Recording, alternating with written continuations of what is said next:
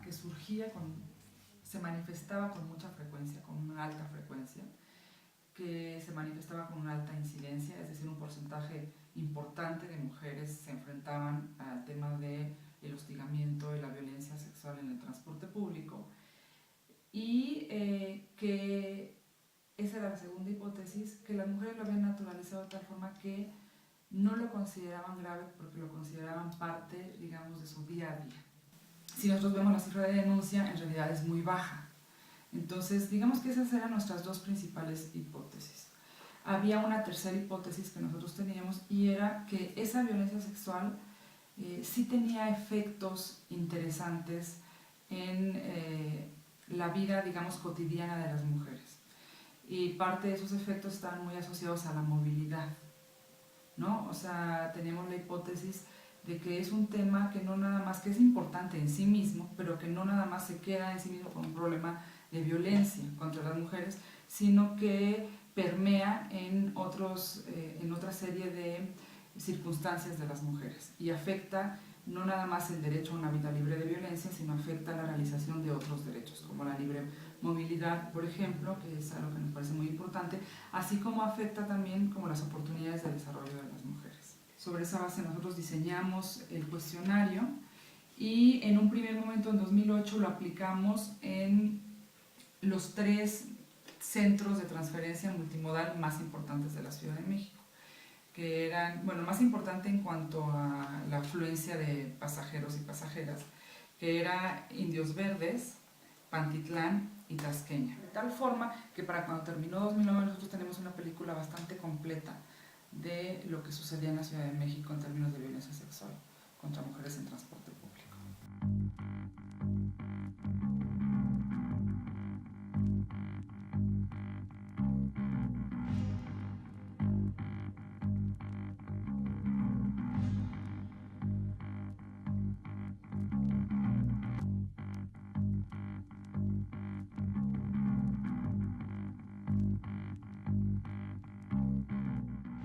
Bueno, el universo de mujeres a las que estaba dirigido el estudio eran mujeres de 15 años o más que fueran usuarias del transporte público de la Ciudad de México. Así de amplio, así, ese era nuestro universo de estudio.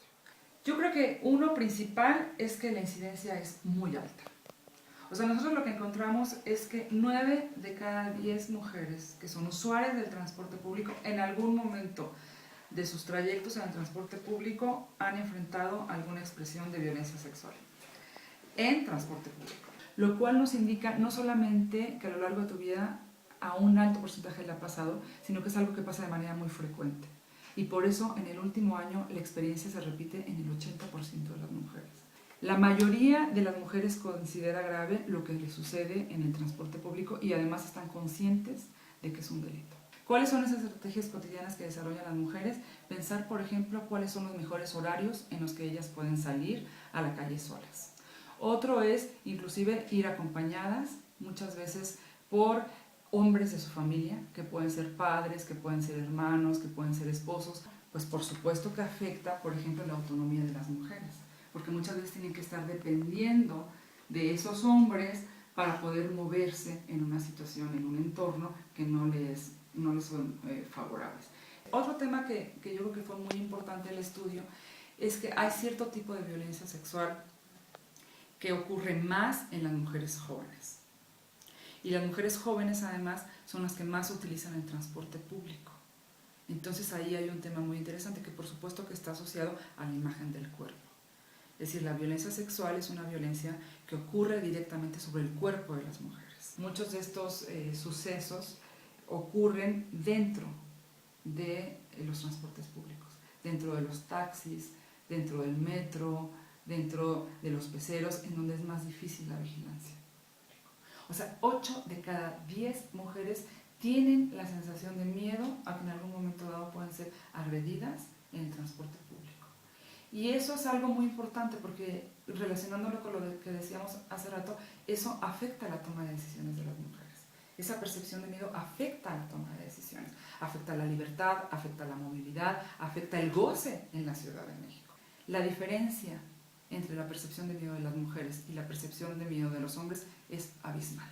En los hombres no figura el miedo a ser violentados sexualmente en el transporte público.